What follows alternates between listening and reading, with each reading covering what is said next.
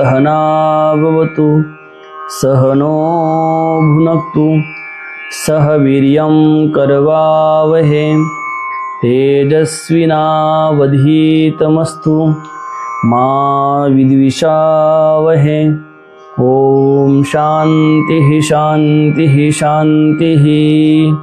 हे कृष्ण करुणा सिंधो दीनबंधो जगत्पते गोपेश गोपिका कांतं राधा कांतं नमोस्तुते।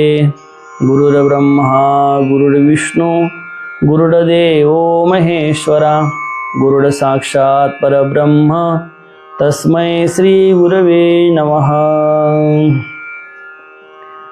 गुरून् हत्वा हि महानुभावान् श्रेयो भोक्तुं भैक्ष्यमपि हि लोके हत्वार्थकामोऽस्तु गुरूनिहैव भुञ्जीय भोगान् हृदयप्रदिग्धान्। भगवंताच्या असीम कृपेने, विश्वमाऊली ज्ञानोबरायाच्या असीम कृपेने, सद्गुरुदेवाच्या आशीर्वादाने चालत असलेल्या या नित्य ज्ञानेश्वरी चिंतनामध्ये आज आपण द्वितीय अध्यायातील 5व्या क्रमांकाच्या श्लोकापासून प्रारंभ करत आहोत। कालच्या चिंतनामध्ये आपण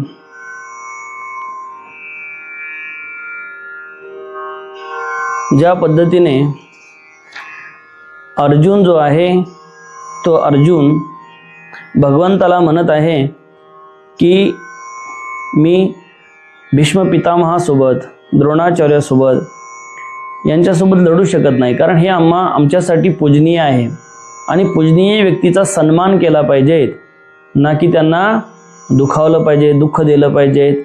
आम्ही त्यांचा वध करण्याचा स्वप्नात सुद्धा विचार करू शकत नाही। आणि आज अर्जुन जो आहे त्या अर्जुनाचं बोलणं अजून संपलेलं नाही।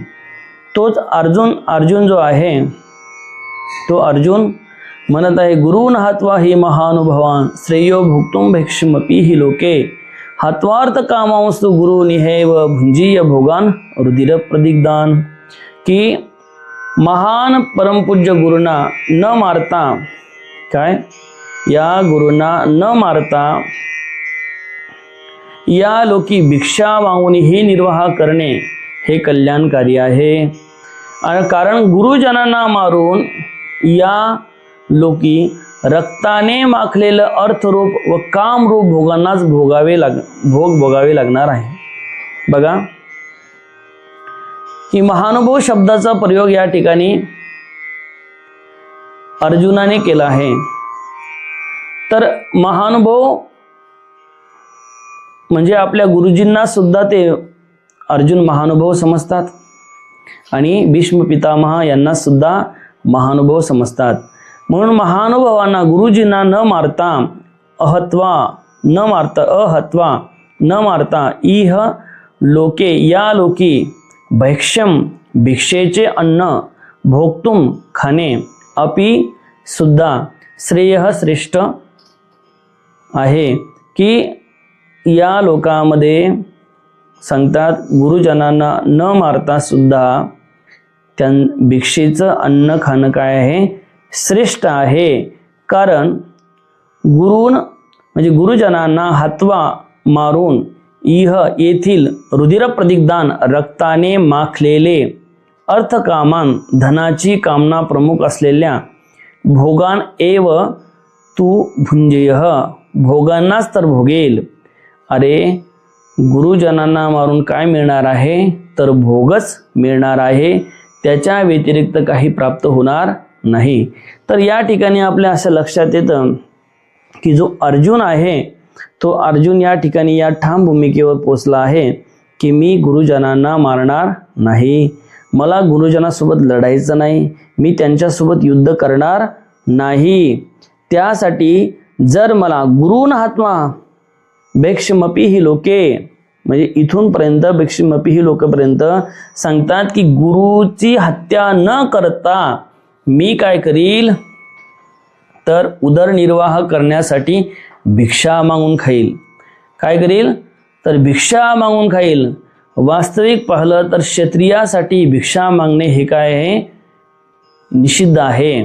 क्षत्रियाने भिक्षा कधीही मागितली पाहिजे नाही. अरे गृहस्थाने सुद्धा भिक्षा मागू नाही. भिक्षापत्र अवलंबने हे तो जिने लाजिरवाने. संत तुकाराम महाराज सांगतात की जर भिक्षा मागावं लागत असेल गृहस्थाले तर त्याच्यासारखं लाजिरवाने जीवन नाही. आज किती लोक भिक्षा मागतात. अरे काही लोकांची मजबुरी असते, काही लोकांचा व्यवसाय झाला आहे भिक्षा मागण्याचा, नाही की नाही. आणि गृहस्थाने कधीच भिक्षा मागितली पाहिजे नाही. अरे गृहस्थाने धनार्जन केलं पाहिजे. काय केलं पाहिजे. अरे तुम्ही सुद्धा चांगल्या पद्धतीने जर तुम्हाला गृहस्थ व्हायचं असेल तर चांगल्या पद्धतीने शिक्षण घेऊन अभ्यास करून काय केलं पाहिजे, आपण धनार्जन केलं पाहिजे. योग्य पद्धतीने धनार्जन केलं पाहिजे. कशा पद्धतीने, योग्य पद्धतीने. जोडून या धन उत्तम व्यवहारे, उदास विचारे वेच करी. उत्तम प्रकारे धनाचं अर्जन केलं पाहिजे. नाहीतर लोकांना मारून, लोकांना कापून, चोऱ्या करून अशा पद्धतीने धनाचं अर्जन केलं तर समजायचं की ते धन योग्य पद्धतीने कमवलेलं नाही. अरे आज सुद्धा समाजामध्ये अनेक लोक वेगवेगळ्या पद्धतीने धनार्जन करतात. करोडो रुपये त्या लोकांजवळ असतील, कदाचित कोट्याधीश ते असतील, परंतु कोट्याधीश असून सुद्धा त्यांना समाधान आणि सुख नाही. अरे ते लाख लाख रुपयाच्या गादीवर झोपत असतील. किती, लाख लाख रुपयाच्या गादीवर झोपत असतील, पण त्या लाख रुपयाच्या गादीवर झोपून सुद्धा त्यांना समाधान मिळत नाही. त्यांना रात्री झोप येत नाही, त्यांना झोपेच्या गोळ्या खाव्या लागतात. का तर त्यांनी कमवलेलं जे धन आहे ते योग्य पद्धतीने कमवले नसल्यामुळं त्यांना त्या धनामुळे झोप सुद्धा लागत नाही. त्यांना असं वाटते कधी ईडीची धाड पडल, कधी CBI चौकशी लागेल आणि कधी चोर येतील आणि आपलं धन हरण करून नेतील. आणि मनामध्ये सारखी भीती असते, सारखी धास्ती असते. अरे मी तर चोरून आणलेलं धन आहे, अरे मी तर भ्रष्टाचार करून कमवलेलं हे धन आहे आणि एखाद्या वेळेस जर मी भ्रष्टाचारामध्ये पकडलो तर माझी बदनामी होईल. दुसरी गोष्ट मला जेलमध्ये जावं लागल आणि तिसरी गोष्ट मला पदावर सुद्धा राहता येणार नाही, पदावरून हाकलून देतील. या सगळ्या गोष्टी घडतील. त्यामुळे सतत त्यांच्या अंतःकरणामध्ये भीती असते. काय असते, भीती असते, धाक असतो. आणि ते भीती, धाक त्याच्यामुळे मग त्याला शांत झोप येऊ शकत नाही. पण गृहस्थाने म्हणून म्हणतात की गृहस्थाने धनार्जन केलं पाहिजे. गृहस्थाने काय केलं पाहिजे, धनार्जन केलं पाहिजे, पण ते उत्तम प्रकारे केलं पाहिजे. आणि उत्तम प्रकारे धनार्जन करून उत्तम मार्गामध्ये खर्च केलं पाहिजे. नाही तर उत्तम प्रकारे धन करायचं, दिवसभर शेतात काबाड कष्ट करायचे आणि संध्याकाळी यायचं 90 घ्यायची आणि झोपले. ते खर्च करणे. म्हणून महाराजांनी काय सांगितलं, अरे उत्तम प्रकारे कमवा. आता तुम्ही शेतामध्ये जाता, दिवसभर लोकांची मजुरी करता, मजुरी करून तुम्ही काय करता, धन कमवता. आणि मजुरी करून तुम्ही धन कमवता म्हणजे ते योग्य पद्धतीने कमवलं गेलं धन. कशा पद्धतीने, योग्य पद्धतीने कमवलं गेलं धन.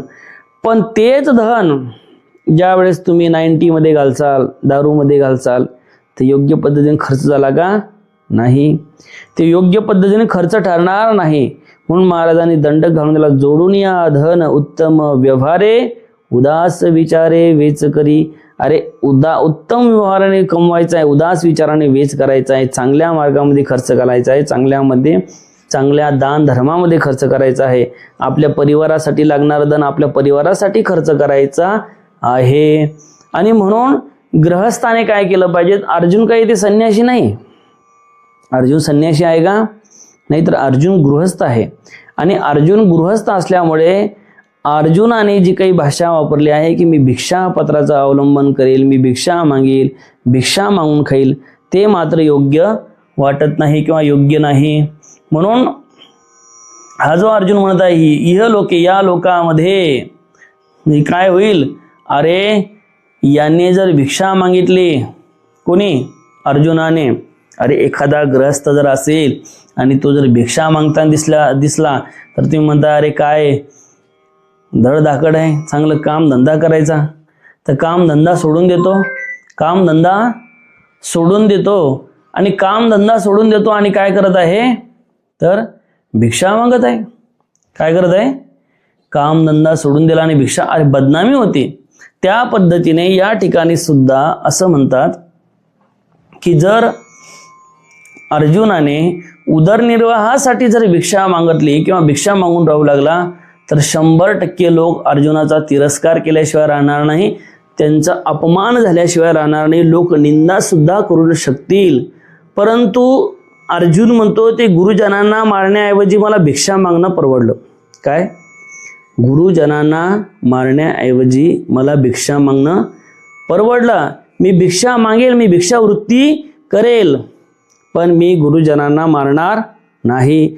लोकांची निंदाही मी सहन करेल, लोक मला शिव्या साप देतील तेही मी सहन करेल, पण मी भिक्षा मागेल, पण मी गुरुजनांना मारणार नाही.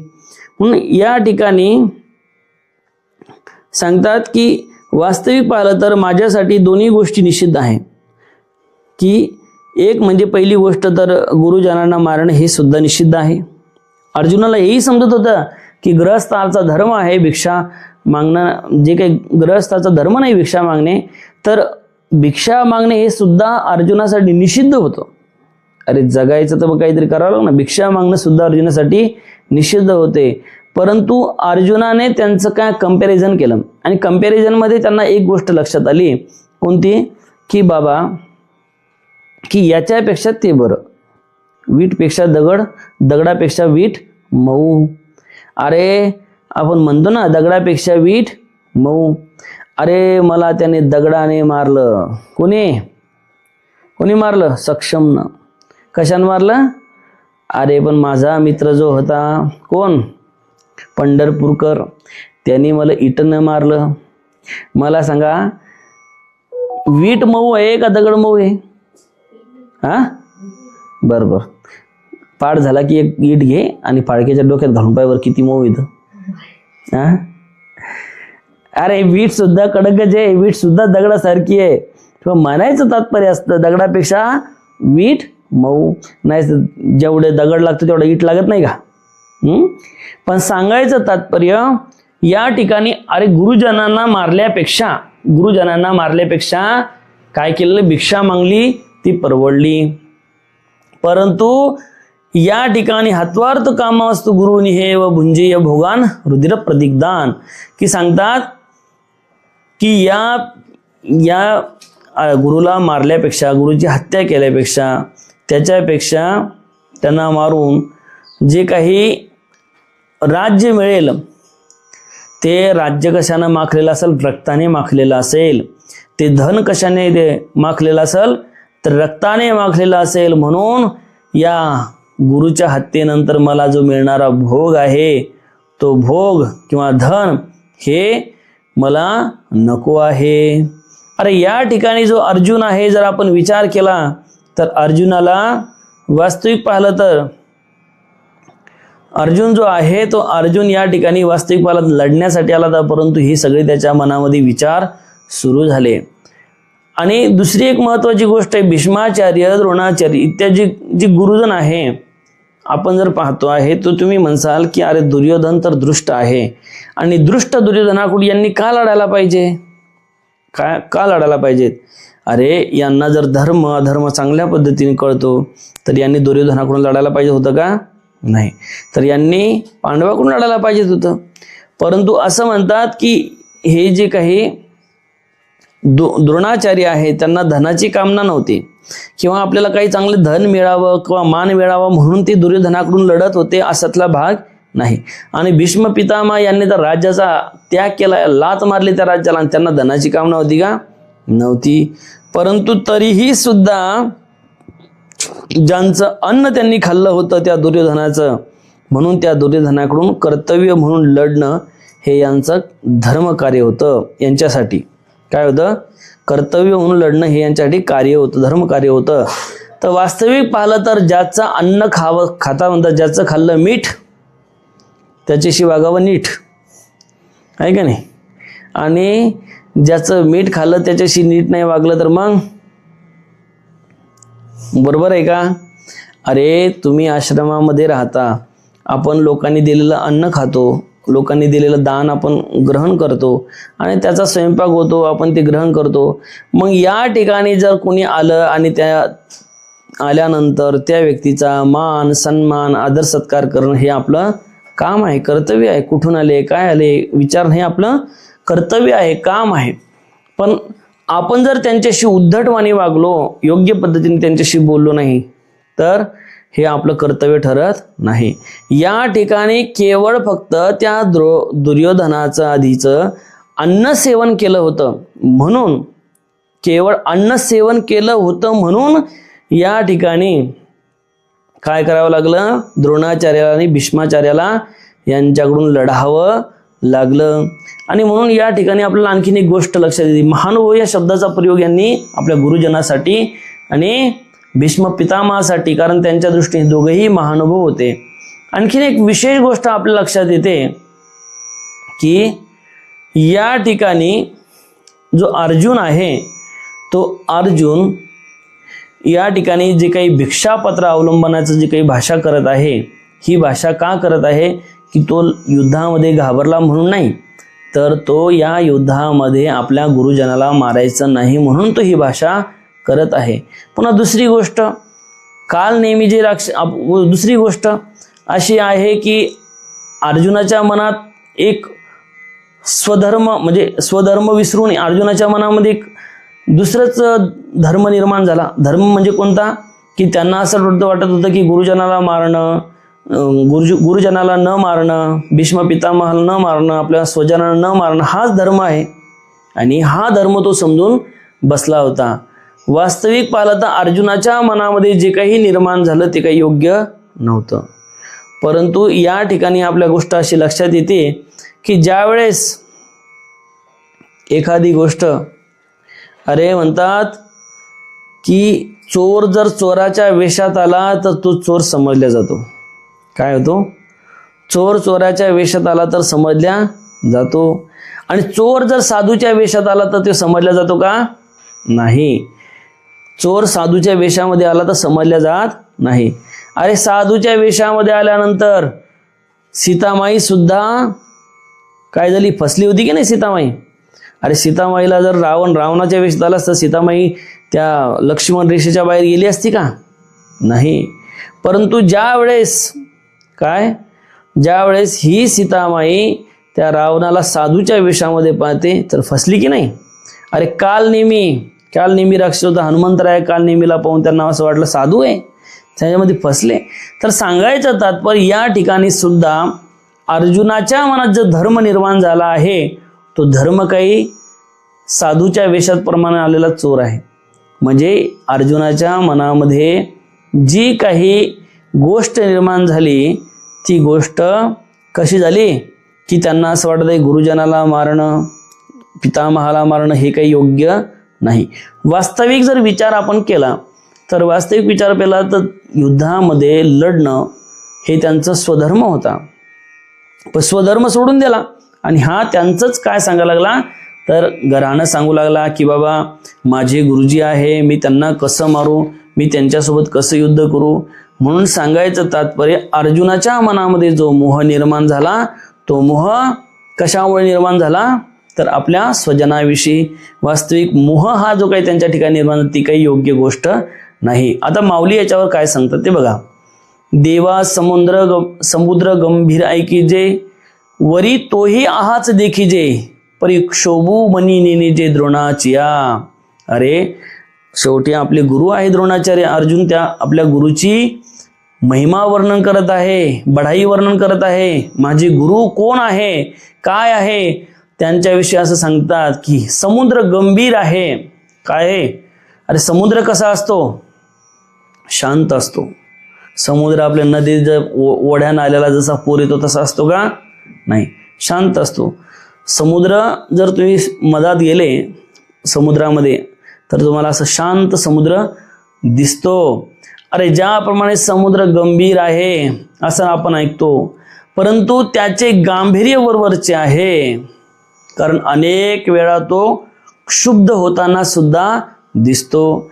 परंतु द्रोणाचार्यासारख्याच्या मनात राग निर्माण झालेला कधीही मी पाहिलेच नाही किंवा मला माहीत नाही की जो काही द्रोणाचार्य आहे त्यांच्या अंतःकरणामध्ये त्याच्या मनामध्ये राग निर्माण झाला मी कधी पाहिलं नाही. अरे समुद्राच्या उदाहरण देऊन सांगितलं माऊलीने या ठिकाणी. समुद्र गंभीर आहे की जय. समुद्र कसा आहे, शांत आहे, पण कधी कधी त्या समुद्रामध्ये लाटा येतात, लाटा उसळतात. सुनामी आल्यानंतर समुद्र काय करतो, अरे मोठमोठ्या बिल्डिंगी पाडतो आहे का नाही. काय करतो, अरे माणूस जवळ शांत राहतं माणसाला वाटते हे लय शांत आहे बाबा, मग यांचं काय ऐकलं तर ऐकलं, नाही ऐकलं तर नाही ऐकलं आहे का नाही.